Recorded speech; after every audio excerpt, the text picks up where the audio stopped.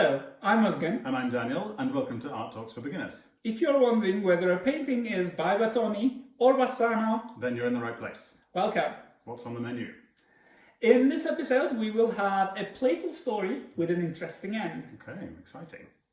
So, Daniel, tell us what you see in the painting. Okay. First things first, I see lots of skin, which is always a surprise. A lot of nudes. They like naked bodies in the early art, I think. But yeah, so it looks like people are having, women I think, are having a bathing party down here. They all look like there's water maybe at the bottom too. Yes. And it looks like the moment when a gentleman has moved a curtain maybe aside and is intruding a little bit on their party. And I see that they are covering themselves, perhaps out of shame. Yeah, so they're not happy about Exactly. this As you intrusion. would be. That's a normal As reaction. expected.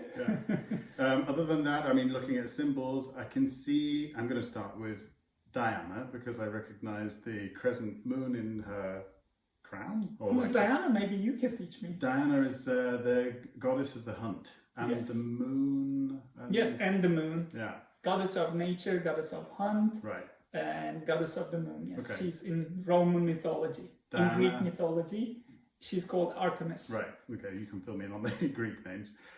I also see that in the trees at the back, there look to be there's these skulls around. I can see there's maybe a recently killed deer Yes. hanging from one of the trees, and also there's a skull with the horns up Yes. just there. A deer skull. Yeah.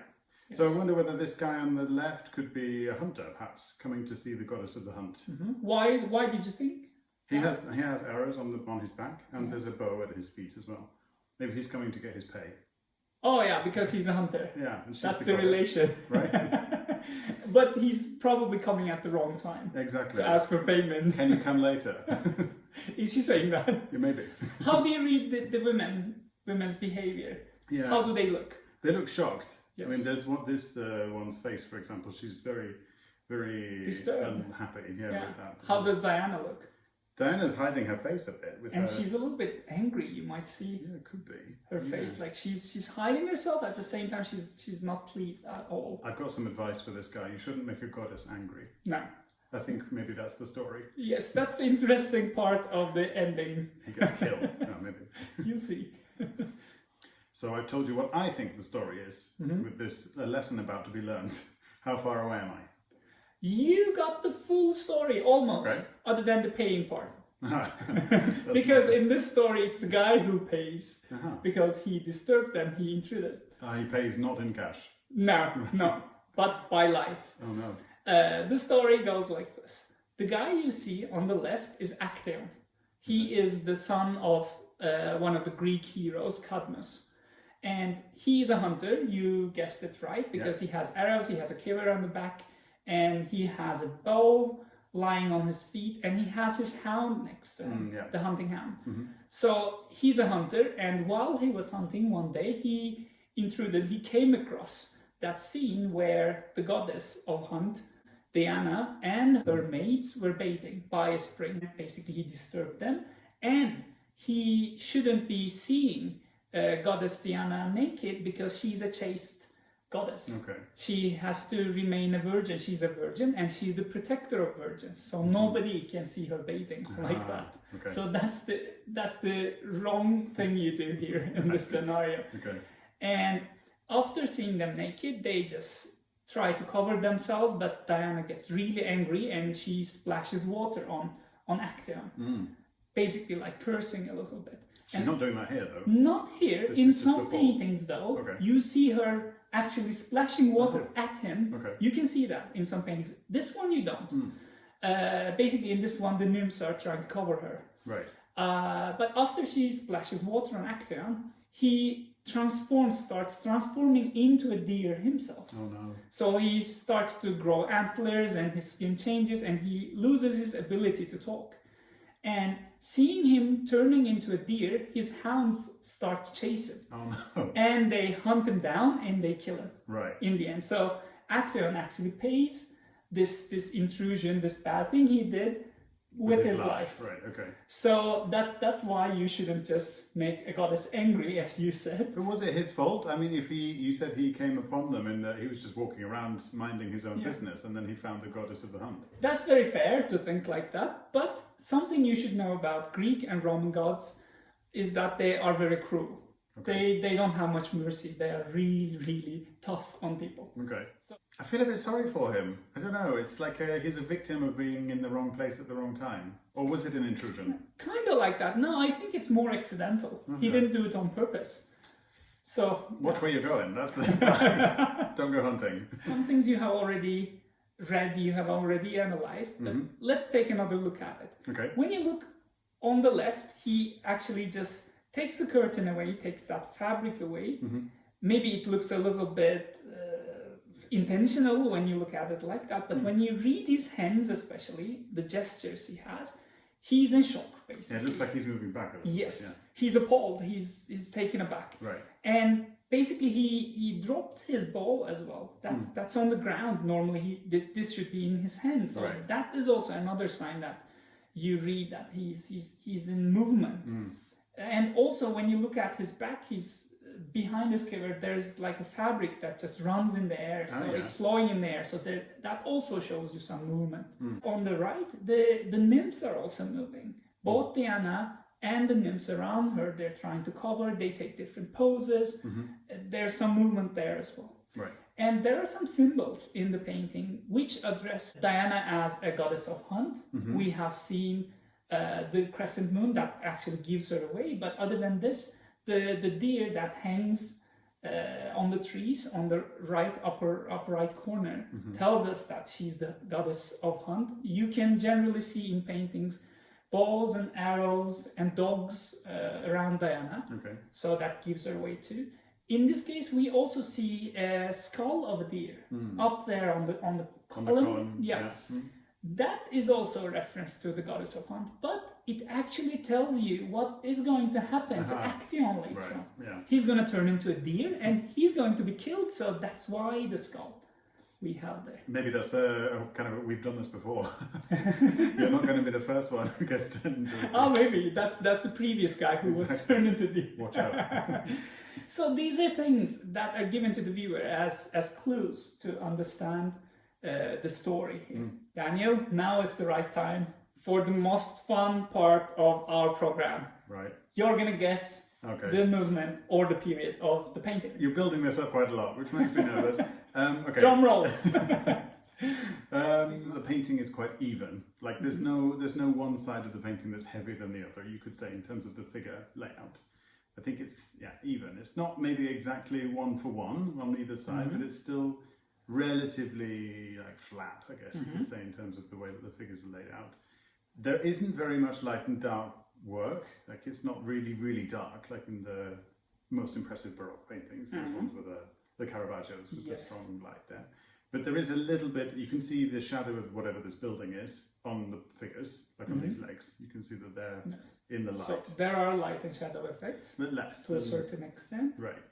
What else did I want to say? In the there's no vanishing point, so the perspective is only achieved by the size of the figures and a little bit perhaps by the context of this building. So there's no clear linear perspective created by the architectural elements or the vanishing point. Exactly. No geometrical sort of play on that kind of thing. What else am I going to say? Yeah, I think that leads me to believe, and here's the moment where I take a stab in the dark, educated guess, could be wrong, I think it's Renaissance. Yes, that's correct. Italian. Yes, it's a Renaissance painting. Let's get to the details and understand why it's a Renaissance painting and which type of Renaissance painting.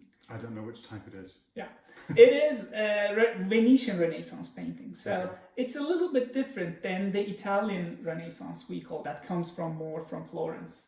So Venetian Renaissance focuses on some other things. It's similar to Italian, but it has differences. Venetian paintings, Venetian Renaissance especially focuses on light and shadow effects, colors, and also patterns and textures. Such details, and also landscape details or architectural details. They focus more on these things. Right. The biggest difference is something that you already spotted. So there is no clear linear perspective, but there is a sense of depth and perspective, and that is created by the light and shadow effects. Yeah. As you have also mentioned, the arch we see in the background, the small building, that casts a shadow on the figures. And we see that creates some sense of depth because the figures, especially the naked nymphs at the background, they're a little bit darker tone. On the other hand, Diana has a lighter tone, and that attracts the attention to her, and it also pulls her towards us, to the foreground. Right. So this is what creates the perspective. That is very typical Venetian. And when you take it to a higher level, you actually encounter Baroque. Baroque is something that just developed more on these techniques, which uses these techniques in a more dramatic way. Venetian is a step down from that, you can think, simply.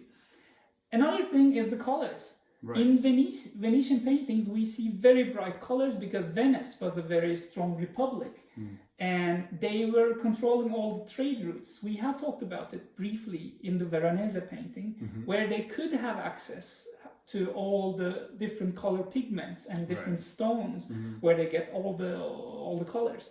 That's why you see a lot of bright blues, especially in the background, in the sky. That is a very typical expensive paint that they could get in Venice much easier. And I didn't mention it at all. Yeah, not this time, but just it's extra information. Yeah. And the pinks and the reds, different colors, they stick out, some of them. That's also very Venetian. I think it's, I always say this looking at somebody, being somebody who hasn't looked at paintings this much, and I wasn't alive when this was released, painted. So I guess the bright colours, to me, they don't actually seem that bright. But I think that's because I've been spoiled by modern. Yes, because you've been spoiled by modern paintings. Right. Because after 19th century and onwards, we got like all the brightest colours we could get. But before that, you don't experience bright colours. It's all earth colours. That's why, compared to that earth colours, this is very bright and colourful. Right. And we have a lot of patterns in this and details of texture here. And we see this on the pink fabric that Actaeon opens. For example, you see the shadowing effects, and you can feel what type of fabric this is. Feels silky. Yeah. Yes. And for example, the fabric that Diana sits on, it feels a little bit velvety. That's true. Or her maid has something patterned on her. So these kind of patterns, or the architectural details in the fountain, the decoration on the fountain, or the trees and their leaves on the background, they are detailed. These kind of details, the Italian Renaissance do not put much focus on, but Venetians do. Right. Who's the painter? The painter is a very famous one, actually. He's from the Venetian school. He's called Titian, or Tiziano with the Italian name. He's a celebrity. Yes, he's the celebrity of the art world. He's actually one of the first painters who had most of his clientele internationally from abroad. Okay. So he was painting in Venice, but he was painting for many different kings and many different high-level, high-class people outside Venice. So that's very, very important. He was an international tradesman, more or less.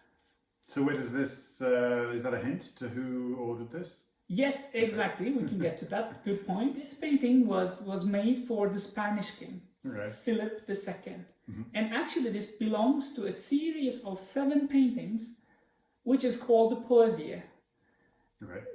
Tiziano calls them Poesie or favole in Italian. So it's like poems, it's like visual poems. Or fables, you can call them. He calls them that, but that is basically a series of 7 paintings. All of them are about mythological stories. They have a touch of eroticism in them, as you see in this one as well. All of the stories we see in the series is that because the king are a little bit erotically charged as well. The King of Spain was an erotically charged chap? Maybe. Or? I think it just creates interest in the royalty as well to see. It has this literature in the background because this comes from the Roman poet Ovid's Metamorphoses. So it's a famous piece. It just comes from a famous piece, but it has classics, Greek-Roman classics. That's also high class, and at the same time a little bit of nudity, classical nudity, a little bit story in the background. I just keeps the interest, I think. Right. You can see the other paintings in the series. I have showed these you. Are from the same one. Exactly. Okay. These are all done by Tiziano. We can pass them one by one. The Danae, for example, Venus and Adonis.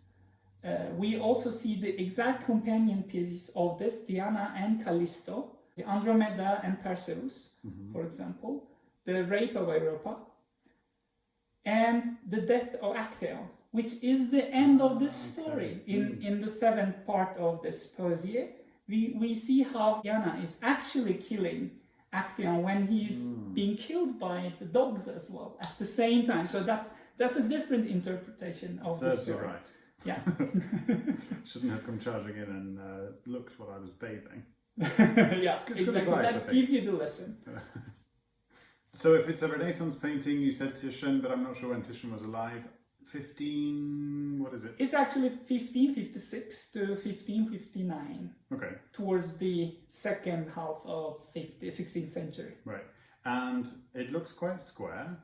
Is that, I'm sort of used to seeing these long or tall paintings, but is this one square? This is quite big and close to square. It's 185 by 2 meters. Quite Okay, big well, that's very also as well. Okay. Yes.